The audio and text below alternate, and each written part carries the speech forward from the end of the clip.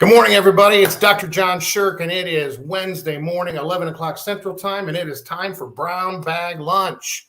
This is where I give you tips, tricks, ideas, paradigms, and tactics for getting all the technicians you need, especially using culture. All right, so today what I want to talk about is a sliver of what you hear me talk about every week in these things, and it is the fact that there's never been a bigger gap. When I say never, I mean ever. A bigger gap between the number of available jobs for air conditioning. That skill gap has never been greater. Several sources say that data sources say that the gap is being exacerbated by the fact that roughly for every 2 technicians that retire, only 1 is replacing them, which means the squeeze is going to get even tighter. And the natural result of that is it puts more and more pressure on owners of air conditioning companies and managers, service managers in air conditioning companies to get better and better and better at creating the kind of work environment that technicians want to work in. Okay, so there's 25 different offshoots off of that topic. The one I want to talk about today with you is how do you create a prospect list? Now, in the old school, meaning just 7 or 8 years ago, before unemployment was down to 3.5%,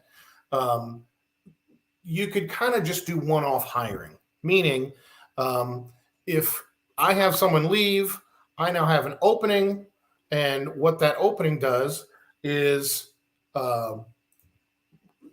make an offer, kind of just by nature. And then the idea is that someone out there has something to offer me, meaning their services as a technician, and this little social contract where I have a job and they need a job, I have a job to offer and they need a job, that comes together as the basis of a new relationship, all right? We form an agreement, we trust each other, there's an exchange of money for talent, and here we go. The reality today is that contract no longer really exists in the same way, because any air conditioning company who wants to hire technical talent, that person almost certainly already has another job. And if they don't, there's some reason why that you should know.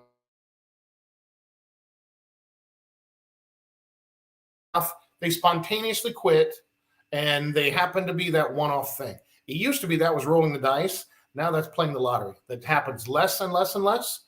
And what happens more and more and more is that you, as the owner of the air conditioning company, you have to create a kind of recruiting message. It's kind of an employment message, an employment brand. If I work for 1 hour in XYZ city, if I sign out in front, whatever it is, what does it mean to work there? Is there a common conversation at, say, the parts house about what it means if you work there? Let me give you some examples. If you work at Earl's HVAC, you're going to get paid a lot, but they're going to treat you like crap. If you work at Jimmy's HVAC, if you're good, you're the guy who's going to get stuck fixing the problems that the lesser guys made during the week. If you work at JoJo's HVAC, they're going to treat you really well at the end of the year. If you work at whoever's HVAC, there's some story that's going to get told. Please believe me, you have a reputation. The question is, are you managing it? What is the story that's being told about you by your own technicians, as well as other people around you, around them? Again, let's say at the parts house. It could be over lunch. It could be wherever. But you know that these folks talk to each other. What is it that your technicians are saying about your company? Now, before you get too upset about that, don't jump into, well, I'll tell you what they better be saying about me, because that's what they're going to then say about you, that you say things like that. All right? Now, all I'm saying is, if you're of the mindset, look, we're just going to keep up with wages, and that's the end of my job in this thing, you're going to lose.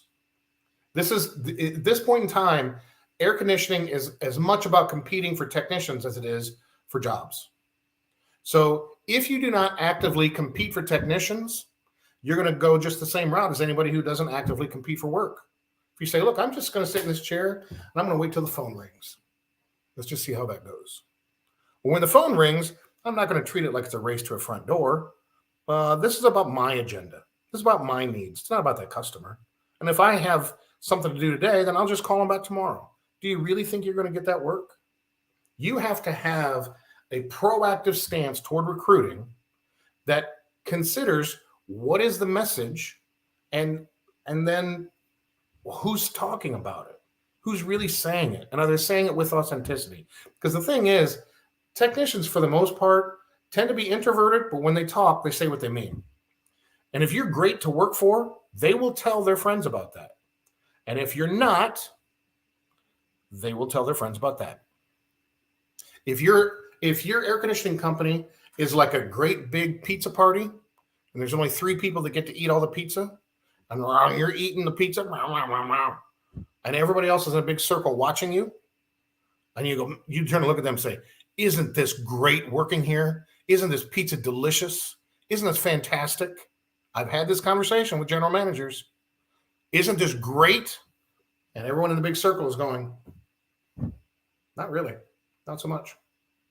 So I just want to reach out to you, general manager, you owner, you service manager, you field supervisors.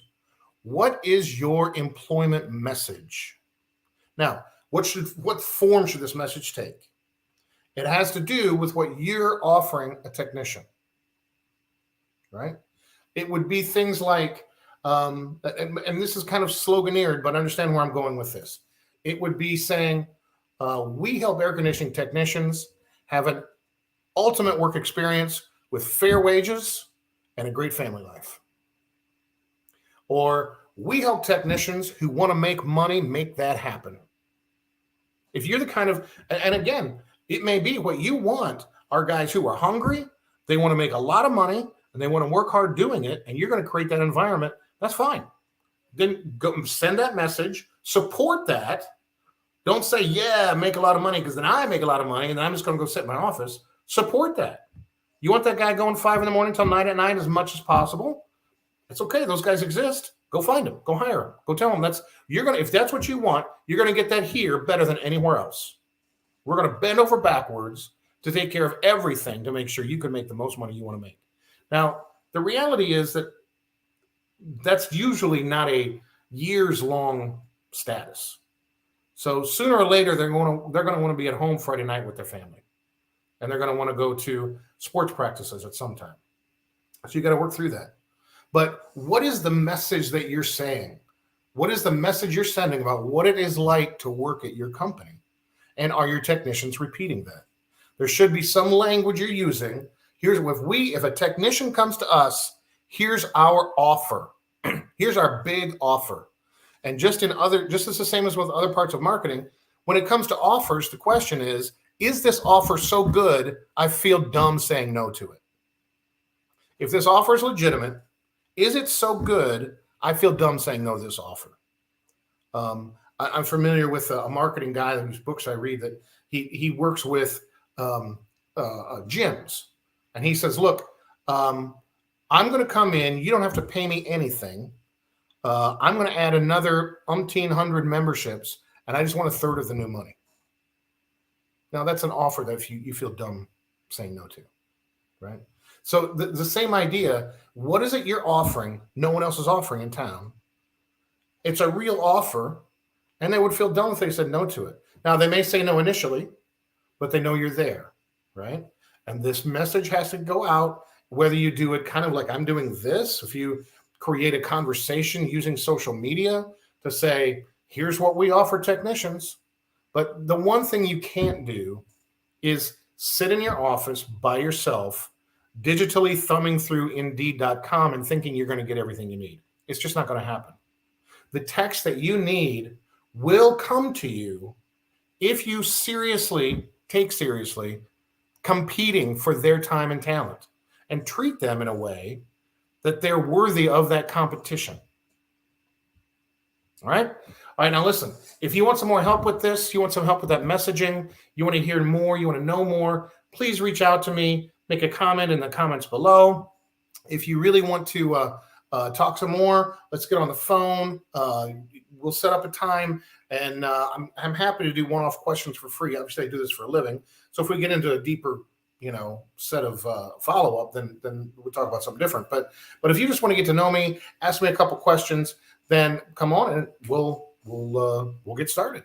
So my name is Dr. John Sherk, and I'm here every week to help you find all the technicians that you need so that you can make your company all that you want it to be. We'll see you next week.